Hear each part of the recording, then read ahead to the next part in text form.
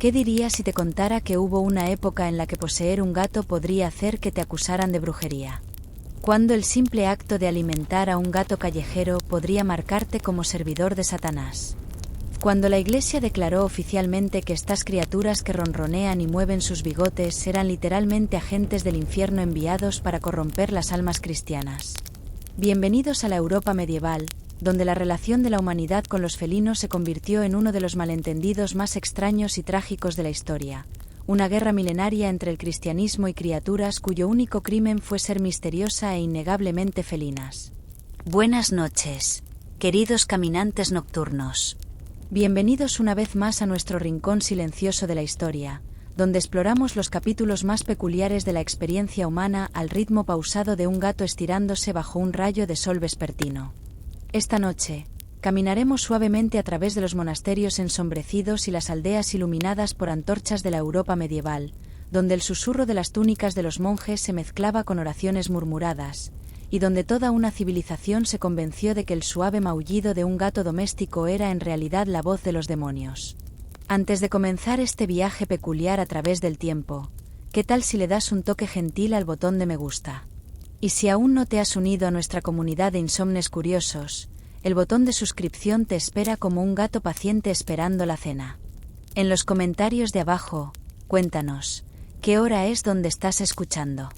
¿Y desde qué rincón del mundo te unes a nosotros en esta hora silenciosa? Nos encanta saber que mientras te acomodas, todos estamos conectados por esta fascinación compartida por los momentos más inexplicables de la historia. Ahora, encuentra tu posición más cómoda. Deja que tu respiración se ralentice para coincidir con el ritmo de nuestra historia. Cierra los ojos si lo deseas, y permite que tu mente regrese a una época cuando el mundo se iluminaba con velas y lámparas de aceite, cuando la noche era verdaderamente oscura, y cuando los ojos amarillos de los gatos brillando en esa oscuridad parecían a las mentes medievales como ventanas hacia algo mucho más siniestro que la simple curiosidad felina. Imagínate caminando por una aldea europea alrededor del año 1200. El aire lleva los aromas mezclados de humo de leña, pan horneándose, y el olor terroso de calles sin pavimentar. Las campanas de la iglesia marcan las horas con sus voces de bronce resonando contra muros de piedra. Y en algún lugar en las sombras entre edificios, captas un atisbo de movimiento, el paso fluido y silencioso de un gato, su presencia de alguna manera tanto reconfortante como, para la mente medieval, profundamente inquietante. Esta es la historia de cómo toda una civilización se volvió contra uno de los depredadores más elegantes de la naturaleza, cómo el fervor religioso transformó compañeros ronroneantes en instrumentos del mal, y cómo el miedo y la superstición crearon uno de los prejuicios más duraderos y destructivos de la historia. Es un relato que revela tanto sobre la naturaleza humana como sobre los gatos, y quizás más sobre el alma medieval que sobre cualquiera de los dos. Para comprender por qué los cristianos medievales desarrollaron una desconfianza tan profunda hacia los gatos, primero debemos viajar de regreso al mundo del cual emergió el cristianismo, un mundo donde los gatos no eran temidos, sino venerados, adorados y considerados seres sagrados con conexiones directas con lo divino. Porque la hostilidad de la Iglesia medieval hacia los gatos no nació en aislamiento, fue un rechazo deliberado de todo lo que los gatos habían representado en el mundo pagano antiguo. Imagina, si puedes, las calles bañadas por el sol del antiguo Egipto, donde el sonido de pies con sandalias sobre piedra se mezclaba con el suave tintineo de joyas y las conversaciones silenciosas de personas ocupándose de sus asuntos diarios. Aquí, en los mercados y templos a lo largo del Nilo, los gatos se movían con la confianza de criaturas que sabían que eran amadas tanto por dioses como por humanos. Se echaban al sol en escalones cálidos de piedra, aceptaban ofrendas de pescado y leche, y eran llorados en la muerte con los mismos rituales reservados para miembros de la familia humana. En la religión egipcia, los gatos eran sagrados para Bastet, la diosa de la protección, fertilidad y maternidad. Bastet era frecuentemente representada como una mujer con cabeza de gato, o simplemente como un gato adornado con joyas doradas, sus ojos conteniendo la sabiduría de lo divino. Los templos dedicados a ella albergaban cientos de gatos, cuidados por sacerdotes que entendían que dañar a un gato no era solo crueldad, era sacrilegio que podría traer la ira de los dioses.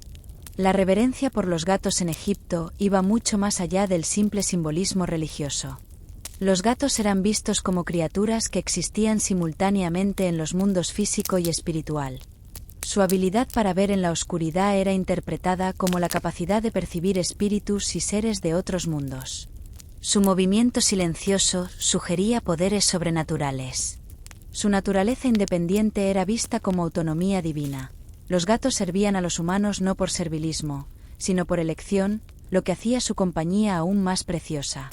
Cuando un gato egipcio moría, la familia se afeitaba las cejas en señal de luto y momificaba al animal querido con el mismo cuidado dado a los restos humanos. Los arqueólogos han descubierto vastos cementerios de gatos que contienen miles de felinos momificados, cada uno envuelto en lino y colocado en sarcófagos ornamentados, testimonio de una civilización que veía a los gatos no como meros animales, sino como seres sagrados merecedores de respeto eterno. Esta reverencia egipcia por los gatos se extendió por todo el mundo mediterráneo antiguo. Las culturas griega y romana, aunque no adoraban a los gatos tan directamente como los egipcios, no obstante los valoraban altamente por sus cualidades prácticas y místicas. Los gatos estaban asociados con varias deidades de la caza, la luna y la sabiduría femenina. Eran vistos como criaturas de buena fortuna, protectores de hogares y familias. Los hogares romanos frecuentemente mantenían gatos no solo para el control de plagas, sino como compañeros queridos cuya presencia se pensaba que traía bendición y protección. Los escritores romanos describían a los gatos con afecto y respeto, notando su inteligencia, su limpieza y su habilidad misteriosa para percibir cosas más allá de la percepción humana. Un gato en un hogar romano era señal de prosperidad y favor divino. Pero cuando el cristianismo comenzó a extenderse por el Imperio Romano, esta antigua reverencia por los gatos se convirtió en un problema para la nueva fe. Los teólogos cristianos primitivos se encontraron confrontando un mundo lleno de símbolos, prácticas y creencias paganas que necesitaban no solo ser reemplazadas, sino activamente rechazadas. Y los gatos, con sus profundas conexiones a la adoración de diosas antiguas y la espiritualidad pagana, se convirtieron en símbolos de todo lo que el cristianismo buscaba superar. La transformación fue gradual pero sistemática. Los escritores cristianos primitivos comenzaron a reinterpretar las mismas cualidades que habían hecho sagrados a los gatos para los paganos como evidencia de su naturaleza siniestra. La habilidad del gato para ver en la oscuridad, una vez vista como perspicacia divina, ahora se veía como prueba de su alianza con las fuerzas que moraban en las sombras. Su movimiento silencioso, previamente admirado como gracia sobrenatural, ahora era interpretado como el sigilo de criaturas con algo que ocultar. Más importante aún, la asociación de los gatos con la divinidad femenina se convirtió, a los ojos de las autoridades cristianas primitivas, en evidencia de su conexión con el poder espiritual peligroso que la Iglesia estaba trabajando para suprimir. Las religiones de diosas que habían honrado a los gatos eran precisamente los sistemas de creencias que el cristianismo necesitaba eliminar para establecer su dominancia. Este cambio teológico se reflejó en los escritos de los padres primitivos de la Iglesia. Donde los autores paganos habían descrito a los gatos con admiración, los escritores cristianos comenzaron a describirlos con sospecha y a veces hostilidad directa. La naturaleza independiente que los paganos habían visto como autonomía divina, los cristianos comenzaron a interpretarla como desafío a la autoridad apropiada. Los hábitos nocturnos que habían sugerido sabiduría mística ahora sugerían alianza con la oscuridad misma. San Agustín, uno de los teólogos cristianos primitivos más influyentes, escribió extensivamente sobre la necesidad de rechazar símbolos y prácticas paganas. Aunque no se enfocó específicamente en los gatos, sus argumentos más amplios sobre los peligros espirituales de la adoración animal pagana crearon un marco intelectual que pensadores posteriores aplicarían directamente a las criaturas felinas. La cristianización del Imperio Romano aceleró este proceso. Mientras los templos paganos eran cerrados o convertidos en iglesias, mientras las estatuas de diosas eran destruidas o enterradas, las criaturas asociadas con esas deidades encontraron su estatus fundamentalmente alterado. Los gatos, que una vez se habían movido por espacios sagrados como huéspedes honrados, ahora se encontraban vistos con creciente sospecha por la autoridad religiosa dominante. Pero la transformación fue más profunda que simple política religiosa. El cristianismo primitivo estaba lidiando con preguntas fundamentales sobre la naturaleza del bien y el mal, sobre la relación entre los mundos físico y espiritual, sobre el ordenamiento apropiado de la existencia terrenal bajo autoridad divina. En este contexto teológico, los gatos presentaron un problema particular. A diferencia de los perros, que demostraban clara sumisión a la autoridad humana y podían fácilmente ser interpretados como modelos de obediencia cristiana apropiada, los gatos mantenían su independencia. No podían ser entrenados para obedecer órdenes o buscar o actuar a comando. Elegían cuándo mostrar afecto, cuándo cazar, cuándo aparecer o desaparecer. Esta independencia, que una vez había sido vista como autonomía divina, ahora aparecía a las autoridades cristianas como un rechazo del orden jerárquico que Dios supuestamente había establecido. Además, los gatos estaban cada vez más asociados con prácticas que la Iglesia estaba trabajando para suprimir. Las sanadoras populares, mujeres sabías y practicantes de medicina tradicional que mantenían parte del antiguo conocimiento pagano frecuentemente mantenían gatos como compañeros. Estas mujeres, que eventualmente serían etiquetadas como brujas, encontraron en los gatos criaturas que compartían su existencia liminal, seres que se movían entre los mundos doméstico y salvaje, que estaban cómodos tanto en la luz del día como en la oscuridad, que parecían poseer conocimiento más allá del entendimiento ordinario. La asociación entre gatos y estas practicantes populares creó un circuito de retroalimentación de sospecha. Mientras la Iglesia se volvía más hostil hacia las prácticas curativas tradicionales y las mujeres que las mantenían, los gatos se volvían culpables por asociación. Y mientras los gatos se volvían más sospechosos, las personas que continuaban valorándolos y cuidándolos también se convertían en objetos de sospecha. Para el período medieval temprano, alrededor de 500 a 600 DC, esta transformación estaba ampliamente completa en las mentes de las autoridades de la Iglesia. Los gatos habían sido exitosamente rebautizados de seres sagrados dignos de reverencia a criaturas peligrosas cuya misma naturaleza sugería alianza con fuerzas opuestas a la salvación cristiana. Pero el marco intelectual para sospechar de los gatos era solo el comienzo. El período medieval vería esta sospecha teológica transformada en persecución activa, mientras los gatos se convertían no solo en símbolos del paganismo rechazado, sino en agentes activos del mal en una cosmovisión cristiana cada vez más paranoica. El escenario estaba preparado para una de las campañas más peculiares y trágicas de la historia, la persecución sistemática de criaturas cuyo único crimen fue encarnar una forma de gracia natural que el cristianismo medieval encontró amenazante para su visión del orden espiritual apropiado. Mientras te hundes más profundamente en la comodidad de tu cama moderna esta noche, rodeado por un mundo donde los gatos son simplemente gatos, ni dioses ni demonios, sino criaturas libres de ser ellas mismas, considera el viaje extraordinario que llevó de la reverencia antigua a la persecución medieval. Las mismas cualidades que hicieron sagrados a los gatos para los egipcios pronto los convertirían en objetivos de la sospecha cristiana. La transformación había comenzado, y las criaturas que una vez se habían echado al sol en templos pronto se encontrarían acechando en las sombras, no por elección, sino por necesidad, mientras toda una civilización se volvía contra ellas en nombre de la pureza religiosa. Pero la verdadera persecución aún estaba por llegar, mientras las mentes medievales encontrarían en los gatos evidencia no solo de contaminación pagana, sino de presencia demoníaca activa en el mundo cristiano. Mientras continuamos nuestra exploración gentil a través de los pasillos ensombrecidos del pensamiento medieval, examinemos ahora cómo los hombres letrados de la Iglesia, esos académicos que pasaban sus días en escritorios iluminados por velas copiando manuscritos y sus noches en oración, lograron construir un caso teológico elaborado contra criaturas cuyo comportamiento más amenazante era el ocasional aullido nocturno o pescado robado. Imagínate en un monasterio medieval alrededor del año 1000, donde el rasguño de plumas sobre pergamino se mezcla con el suave canto de las oraciones vespertinas. El aire huele a tinta, cera de vela, y la dulzura mohosa de libros antiguos. Aquí, en estos silenciosos pasillos del conocimiento, monjes y eruditos estaban comprometidos en lo que consideraban el trabajo más importante de su época: comprender la creación de Dios e identificar las fuerzas que amenazaban las almas cristianas. Estos eran hombres que se acercaban al mundo con la precisión sistemática de teólogos entrenados en el arte refinado de encontrar significado divino en cada aspecto de la existencia terrenal.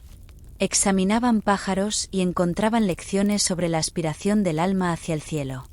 Estudiaban flores y descubrían parábolas sobre crecimiento espiritual. Observaban los movimientos de las estrellas y veían evidencia del orden divino gobernando toda la creación. Pero cuando dirigieron su atención académica hacia los gatos, algo completamente diferente ocurrió. En lugar de encontrar lecciones divinas en el comportamiento felino, encontraron lo que creían ser evidencia de oposición deliberada al orden deseado por Dios. Las mismas características que hacían exitosos a los gatos como depredadores y criaturas independientes golpearon estas mentes medievales como prueba de su alianza with fuerzas más oscuras. Consideremos cuán metódicamente construyeron su argumento.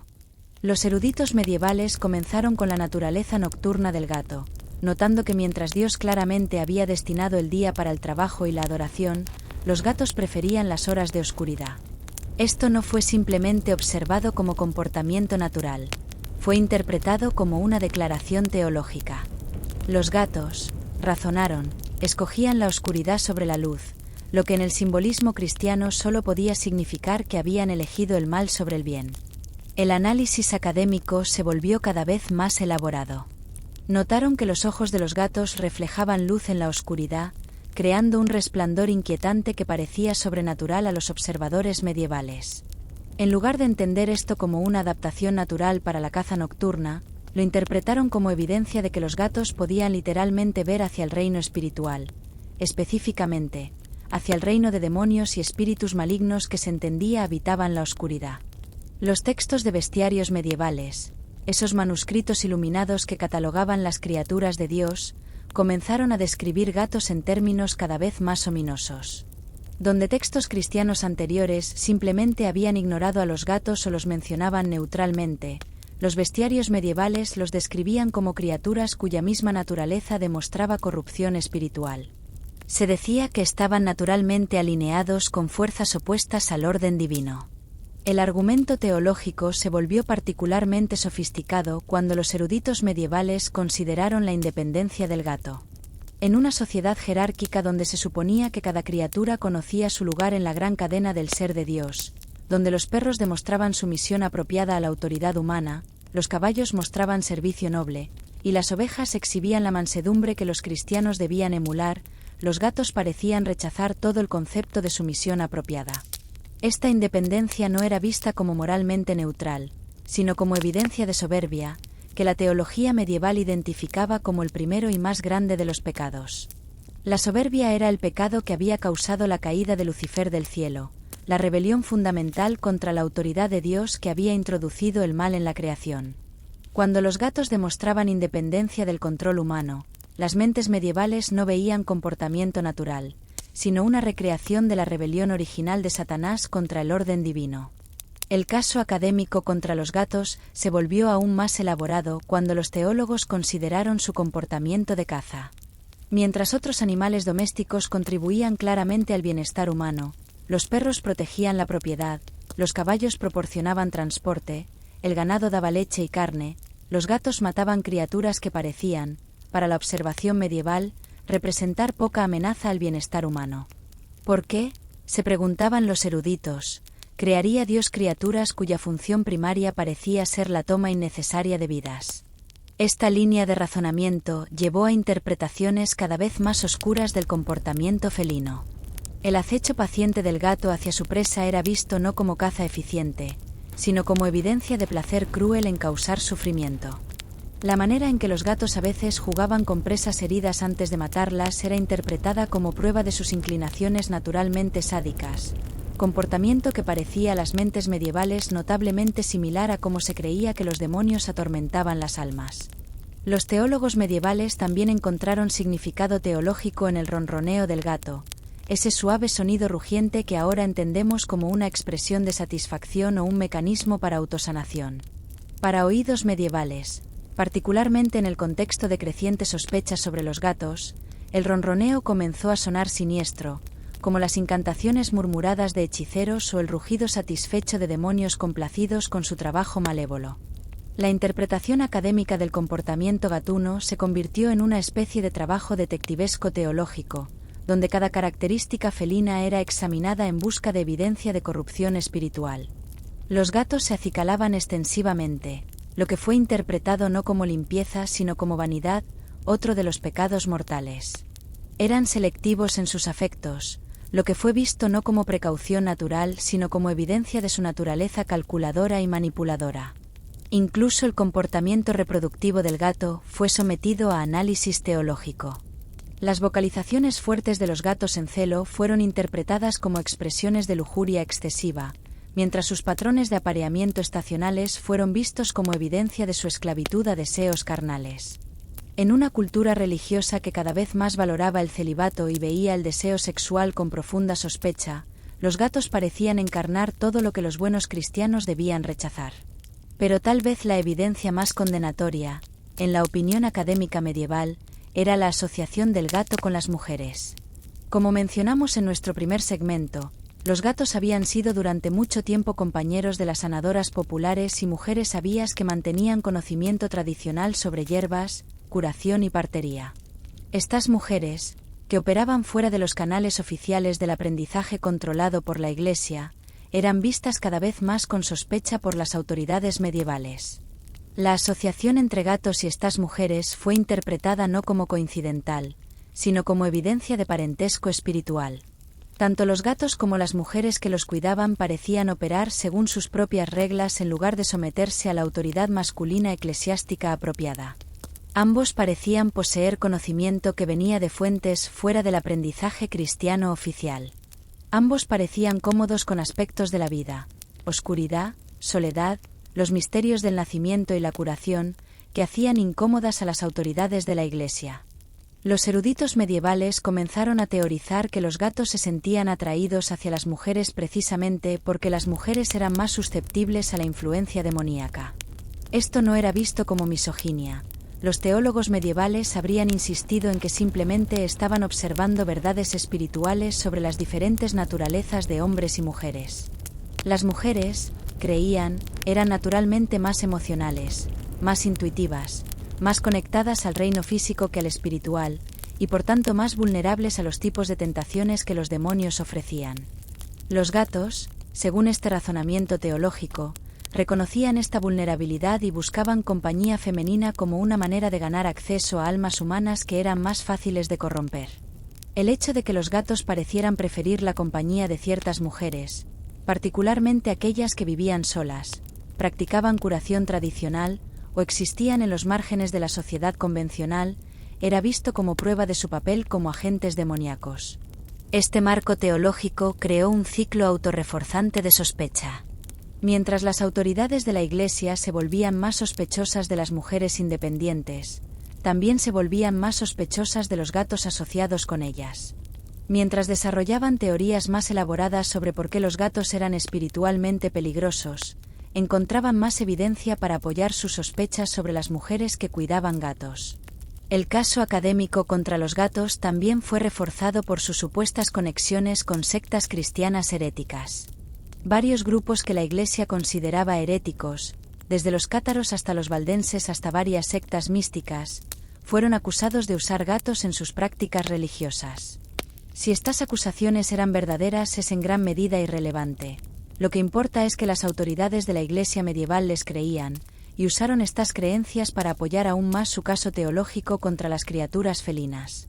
Algunos textos medievales afirmaron que las sectas heréticas adoraban a Satanás en forma de gato, o que usaban gatos en parodías blasfemas de rituales cristianos. Otros sugirieron que los gatos estaban presentes en reuniones heréticas porque los demonios habitaban cuerpos felinos para presenciar y alentar actividades que se oponían a la verdadera fe cristiana. Estas acusaciones crearon un marco teológico y legal que hizo potencialmente peligrosa la posesión de gatos. Si los gatos estaban asociados con herejía, entonces cuidar gatos podría ser visto como evidencia de simpatías heréticas. Si se creía que los gatos eran instrumentos de influencia demoníaca, entonces permitirles entrar en tu hogar podría ser interpretado como invitación voluntaria de fuerzas malévolas. El efecto acumulativo de toda esta atención académica fue crear una justificación intelectual para lo que se convertiría en persecución sistemática. Los teólogos medievales habían transformado exitosamente a los gatos de criaturas neutrales en agentes activos del mal, de depredadores naturales en amenazas sobrenaturales, de compañeros potenciales en enemigos espirituales que los buenos cristianos estaban obligados a oponerse. Pero la transformación de la sospecha teológica a la persecución activa requería más que argumentos académicos. Requería el desarrollo de creencias populares, supersticiones folclóricas y prácticas sociales que harían que la gente ordinaria temiera y rechazara criaturas que de otra manera habrían recibido con agrado en sus hogares.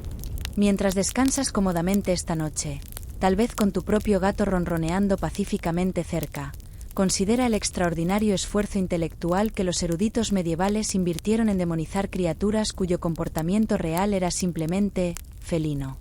Habían creado un marco teológico elaborado que interpretaba cada comportamiento natural de gato como evidencia de maldad sobrenatural.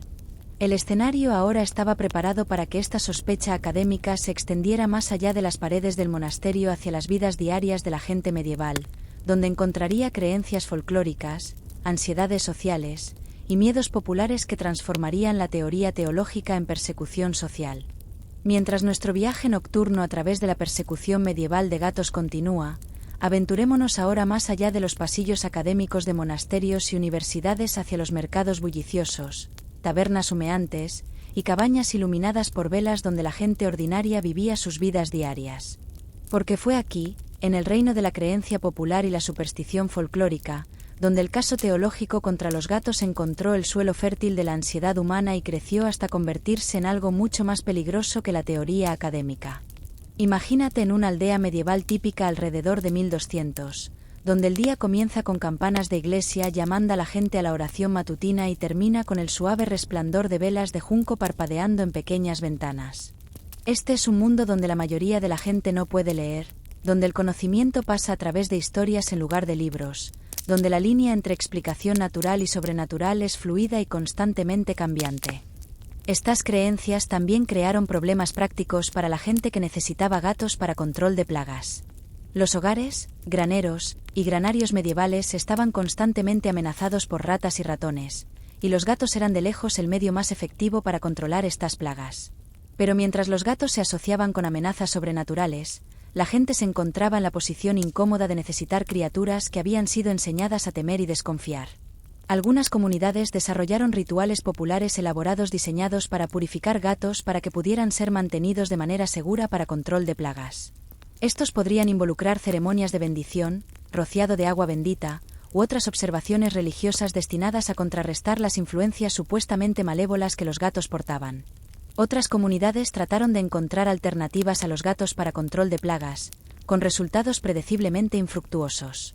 La transformación popular de gatos en amenazas sobrenaturales también fue influenciada por su comportamiento reproductivo, que la gente medieval encontraba tanto fascinante como perturbador. Las vocalizaciones fuertes de gatos en celo, sus patrones de apareamiento estacionales, y la independencia de hembras preñadas golpearon las mentes medievales como evidencia de su conexión a fuerzas que eran tanto naturales como de alguna manera transgresivas. Las creencias populares comenzaron a sugerir que los ciclos reproductivos de los gatos estaban conectados a fases lunares, celebraciones estacionales, u otros fenómenos que la Iglesia asociaba con prácticas paganas. El hecho de que los gatos parecían ser más activos sexualmente durante ciertos tiempos del año, coincidiendo con festivales paganos tradicionales que el cristianismo había tratado de suprimir, era visto como evidencia de su conexión continua a fuerzas espirituales precristianas. Tal vez más importante, la transformación popular de gatos en amenazas sobrenaturales creó presión social que afectó cómo la gente se relacionaba con estos animales. En comunidades donde la posesión de gatos estaba asociada con brujería, actividad demoníaca o prácticas religiosas heréticas, mantener gatos se convirtió en un acto socialmente peligroso que podía someter a individuos a sospecha, chisme y potencialmente consecuencias más serias. El efecto acumulativo de estas creencias populares fue crear comunidades donde los gatos eran simultáneamente necesitados y temidos, donde sus beneficios prácticos eran eclipsados por sus supuestas amenazas sobrenaturales, donde cuidar estos animales se convirtió en un acto que requería justificación y precaución. Mientras te hundes más profundamente en la comodidad de tu mundo moderno, donde los gatos son simplemente compañeros valorados en lugar de amenazas sobrenaturales, considera cómo la combinación de sospecha académica y miedo popular creó una tormenta perfecta de sentimiento antifelino. Los teólogos habían proporcionado el marco intelectual, la cultura popular había proporcionado la convicción emocional, la presión social había proporcionado el mecanismo de aplicación. El escenario ahora estaba preparado para que esta combinación de teoría erudita y creencia popular encontrara el catalizador final para la persecución, la creciente obsesión medieval con brujería, herejía y la supuesta presencia de agentes de Satanás en el mundo cristiano. Lo que había comenzado como sospecha teológica y miedo popular estaba a punto de convertirse en persecución sistemática, mientras los gatos se encontraban en el centro de la batalla de la Iglesia medieval contra lo que percibía como las fuerzas del mal mismo.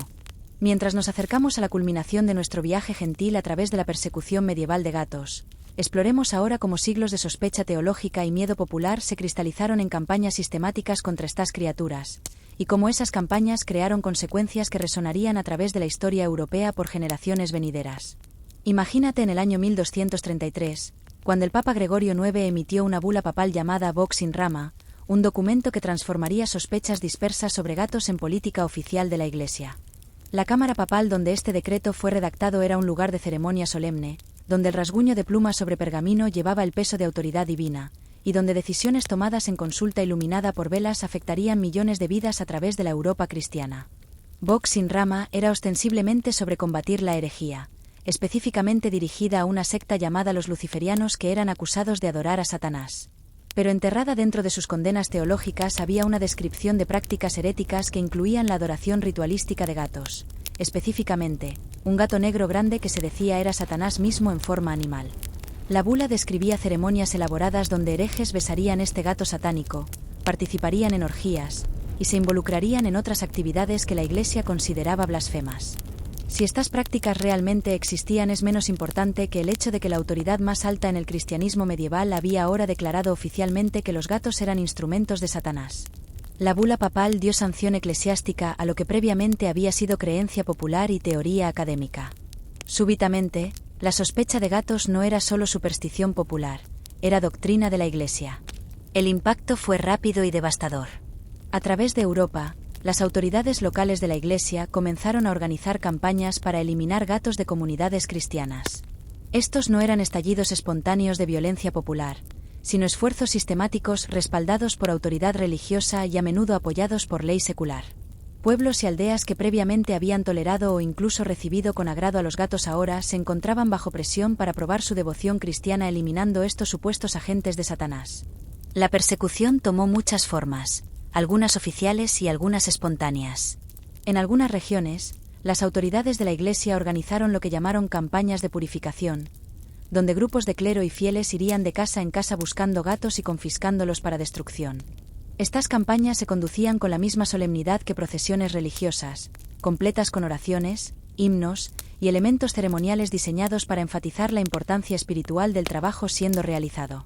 Otras comunidades desarrollaron formas ritualizadas de matanza de gatos que fueron incorporadas en festivales religiosos. Los más infames de estos ocurrieron en Francia, donde gatos fueron quemados vivos durante celebraciones de San Juan, ceremonias que fueron atendidas por nobleza, bendecidas por clero, y consideradas actos de devoción comunal. Estos no eran despliegues bárbaros de crueldad, en la mente medieval, sino observancias religiosas solemnes diseñadas para proteger la comunidad de amenazas sobrenaturales. La ciudad de Metz, por ejemplo, desarrolló una tradición anual donde cientos de gatos eran recolectados a lo largo del año y luego quemados vivos en una gran hoguera durante la fiesta de San Juan. La ceremonia era presidida por autoridades locales de la Iglesia y atendida por toda la comunidad como una forma de limpieza espiritual colectiva. Ceremonias similares se desarrollaron a través de Francia, Alemania y otras regiones donde el sentimiento antigato había echado raíces profundas. Pero tal vez más devastadora que estas ceremonias públicas dramáticas fue la persecución constante y cotidiana que los gatos enfrentaron mientras las comunidades medievales se volvían contra ellos. Personas que previamente habían recibido gatos en sus hogares ahora los alejaban.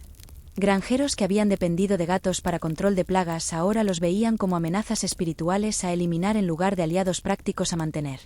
La presión social contra la posesión de gatos se volvió intensa en muchas comunidades. Personas que continuaban cuidando gatos se encontraron sujetas a sospecha, chisme y a veces acusaciones formales de brujería o herejía. La asociación entre gatos y mal sobrenatural se había vuelto tan fuerte que la posesión de gatos misma era vista como evidencia de corrupción espiritual. Esto creó situaciones particularmente difíciles para las mujeres que habían servido tradicionalmente como sanadoras, parteras y practicantes de medicina popular. Muchas de estas mujeres habían mantenido gatos no solo para compañía, sino porque las habilidades cazadoras de los gatos ayudaban a proteger las hierbas y suministros medicinales que eran esenciales para su trabajo. Pero mientras los gatos se asociaron con brujería, estas mujeres se encontraron forzadas a elegir entre necesidad práctica y seguridad social. Muchas eligieron abandonar sus gatos en lugar de arriesgarse a acusación. Otras trataron de ocultar sus relaciones con compañeros felinos, alimentándolos secretamente y negando posesión cuando eran cuestionadas. Algunas intentaron justificar su cuidado de gatos enfatizando los beneficios prácticos mientras minimizaban cualquier sugerencia de afecto o conexión espiritual. La persecución de gatos también fue facilitada por cambios en estructuras económicas y sociales medievales. Mientras la sociedad europea se volvía más urbanizada y centralizada, las formas tradicionales de control de plagas se volvieron menos importantes para mucha gente. Los habitantes de ciudades que compraban su comida en mercados en lugar de almacenar grano en graneros rurales tenían menos necesidad inmediata de los servicios de caza de los gatos.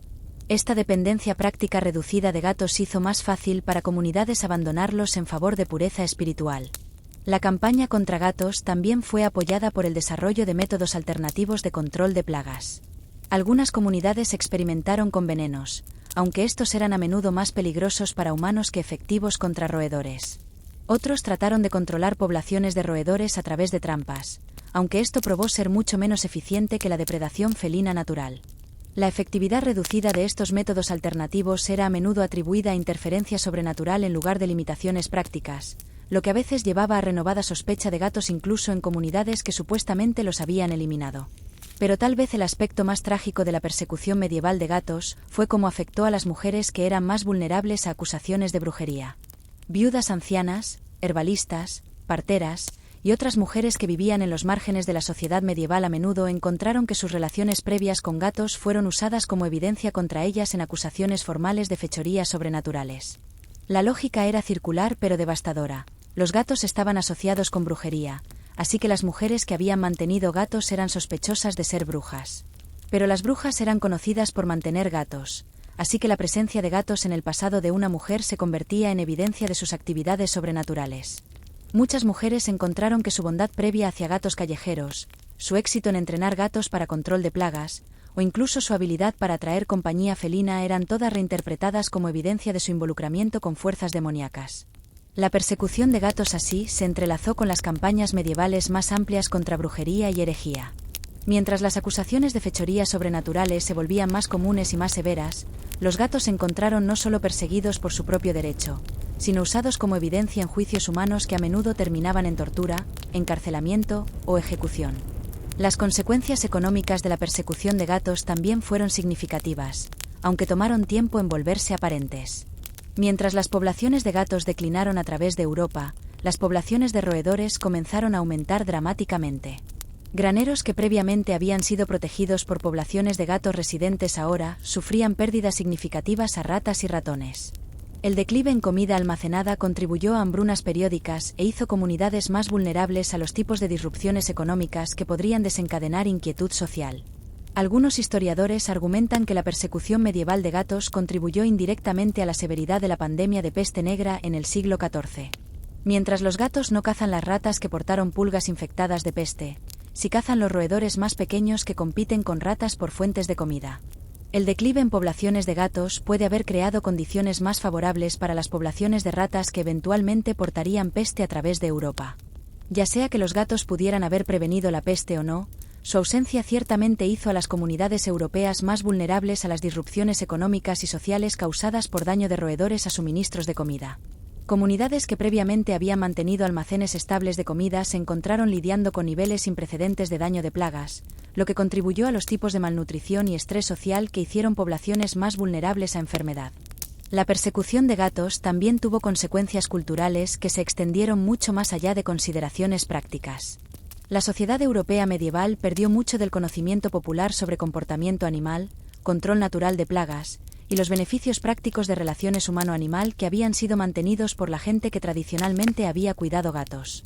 La eliminación sistemática de gatos de comunidades cristianas representó un rechazo más amplio del tipo de conocimiento práctico y observacional sobre el mundo natural que había sido mantenido por sanadores populares, herbalistas y otros practicantes de sabiduría tradicional. Este conocimiento fue reemplazado por interpretaciones teológicas de fenómenos naturales que eran a menudo menos precisas y menos útiles para propósitos prácticos. Pero tal vez más importante, la persecución de gatos reveló algo inquietante sobre la relación de la sociedad cristiana medieval con el mundo natural. La campaña contra gatos fue parte de una tendencia más amplia hacia ver la naturaleza no como la creación de Dios para ser apreciada y cuidada, sino como una colección de símbolos para ser interpretados por significado teológico y amenazas espirituales potenciales para ser eliminadas. Este enfoque teológico al mundo natural creó un marco donde las relaciones prácticas con animales fueron subordinadas a preocupaciones religiosas abstractas. Los beneficios reales que los gatos proporcionaron a comunidades humanas, control de plagas, compañía, y el simple placer de interactuar con criaturas gráciles e inteligentes, fueron sacrificados a los beneficios espirituales teóricos de eliminar supuestas amenazas sobrenaturales. La persecución alcanzó su pico durante los siglos XIII y XIV, pero continuó en varias formas bien entrado el período moderno temprano. Incluso mientras algunas comunidades comenzaron a reconocer los beneficios prácticos de las poblaciones de gatos, la asociación entre gatos y mal sobrenatural permaneció lo suficientemente fuerte para limitar su aceptación en la sociedad cristiana. No fue hasta el declive gradual de las persecuciones por brujería y el surgimiento de enfoques más seculares a fenómenos naturales que los gatos comenzaron a recuperar aceptación en la sociedad europea. El proceso fue lento y desigual, con algunas regiones manteniendo sospecha de gatos bien entrado el siglo XVIII.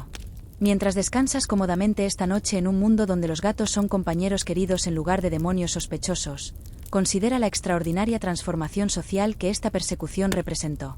Una civilización entera se había convencido de que criaturas cuyo comportamiento real era simplemente felino representaban amenazas sobrenaturales que requerían eliminación sistemática. La persecución medieval de gatos se mantiene como uno de los ejemplos más notables de la historia de cómo la teoría teológica, la superstición popular y la presión social pueden combinarse para crear campañas masivas contra objetivos completamente inocentes. Revela el poder de la autoridad para moldear percepción popular, el peligro de interpretar fenómenos naturales a través de lentes exclusivamente religiosos, y las consecuencias trágicas cuando el miedo se convierte en política y la superstición se vuelve ley. Pero también revela algo esperanzador sobre la naturaleza humana. Eventualmente, la necesidad práctica y la observación simple superaron incluso las justificaciones teológicas más elaboradas para la persecución. Los gatos sobrevivieron, sus poblaciones se recuperaron, y eventualmente reclamaron su lugar como miembros valorados de comunidades humanas. La gran persecución había terminado, pero sus lecciones sobre el peligro de demonizar lo diferente, lo inocente, y lo incomprendido resonarían a través de la historia mucho después de que la última hoguera medieval se hubiera extinguido. Y así llegamos al final gentil de nuestro viaje nocturno a través de uno de los capítulos más peculiares de la historia. El extraño relato de cómo toda una civilización se convenció de que criaturas que ronroneaban y movían sus bigotes eran agentes de mal sobrenatural, y cómo esas mismas criaturas eventualmente encontraron su camino de vuelta a los corazones humanos a pesar de siglos de persecución. Mientras te acomodas en los momentos finales de nuestra historia esta noche, tal vez con tu propio gato acurrucado pacíficamente cerca, toma un momento para apreciar la notable distancia entre el mundo de nuestros ancestros medievales y el tuyo. Vives en un tiempo cuando los gatos no son demonios a temer, sino compañeros a valorar. Cuando sus misteriosos vagabundeos nocturnos sugieren no reuniones sobrenaturales, sino simples patrullas territoriales. Cuando su naturaleza independiente es vista no como rebelión orgullosa contra el orden divino, sino como uno de los aspectos más entrañables de la personalidad felina. El viaje de la sospecha medieval a la aceptación moderna no fue ni rápido ni simple. Requirió siglos de cambio gradual en cómo los humanos entendían tanto el mundo natural como su lugar dentro de él. Requirió el declive lento del tipo de pensamiento teológico que interpretaba cada fenómeno natural como un símbolo sobrenatural. Requirió que las comunidades redescubrieran a través de necesidad práctica lo que habían perdido a través de miedo religioso, la simple verdad de que los gatos son cazadores notables, compañeros atractivos y criaturas dignas de respeto y afecto. Tal vez más notablemente, los gatos mismos jugaron un papel en su propia rehabilitación. Ninguna cantidad de persecución podía eliminar su naturaleza felina esencial, su gracia, su inteligencia, su capacidad tanto para independencia como para afecto. Incluso en comunidades donde los gatos eran oficialmente prohibidos, gatos callejeros continuaron apareciendo, continuaron cazando roedores con eficiencia devastadora, continuaron buscando compañía humana con el optimismo persistente que parece caracterizar su especie. Gradualmente, prácticamente, silenciosamente, los gatos recuperaron la aceptación humana no a través de argumento teológico o decreto oficial, sino simplemente siendo ellos mismos. Sus ronroneos probaron ser más persuasivos que cualquier tratado académico. Su efectividad contra plagas probó ser más convincente que cualquier doctrina religiosa. Su capacidad para compañía probó ser más poderosa que cualquier miedo supersticioso. La persecución medieval de gatos nos enseña algo importante tanto sobre la naturaleza humana como sobre el cambio histórico. Nos muestra cuán fácilmente el miedo y la superstición pueden abrumar la experiencia práctica, cuán fácilmente las comunidades pueden volverse contra criaturas inocentes cuando las autoridades proporcionan justificación para hacerlo. Pero también nos muestra el poder último de la experiencia directa para superar incluso los marcos teóricos más elaborados. La gente medieval eventualmente redescubrió lo que sus ancestros antiguos habían conocido, que los gatos no son seres sobrenaturales, ni divinos ni demoníacos, sino criaturas naturales cuyos comportamientos pueden ser entendidos a través de observación en lugar de interpretación teológica. Aprendieron de nuevo que lo misterioso no es necesariamente lo malévolo, que la independencia no es lo mismo que el mal, y que las criaturas que viven según sus propias reglas no son necesariamente oponentes del bienestar humano. Esta noche, mientras te deslizas hacia el sueño pacífico en un mundo donde los gatos son libres de ser gatos, ni dioses ni demonios, sino simplemente ellos mismos, puedes descansar en el conocimiento de que incluso las fuerzas más poderosas de miedo y superstición no pueden superar permanentemente la simple verdad de experiencia directa y amorosa. La gran persecución medieval de gatos terminó no porque las autoridades de la Iglesia emitieran nuevos decretos o los eruditos desarrollaran mejores teorías, sino porque humanos individuales, uno por uno, redescubrieron el placer de compartir sus vidas con estas criaturas notables. El amor conquistó el miedo, la experiencia práctica superó la abstracción teológica, y los gatos encontraron su camino de vuelta a los corazones humanos donde siempre habían pertenecido. Dulces sueños, queridos oyentes. Que vuestro sueño sea pacífico, vuestro descanso sea profundo, y que cualquier gato en vuestra vida continúe disfrutando la aceptación y el afecto que a sus ancestros medievales se les negó tan trágicamente. El ronroneo de la redención resuena aún, un gentil recordatorio rugiente de que la verdad, la paciencia y la simple persistencia de ser uno mismo puede superar incluso las campañas más elaboradas de miedo e incomprensión. Buenas noches.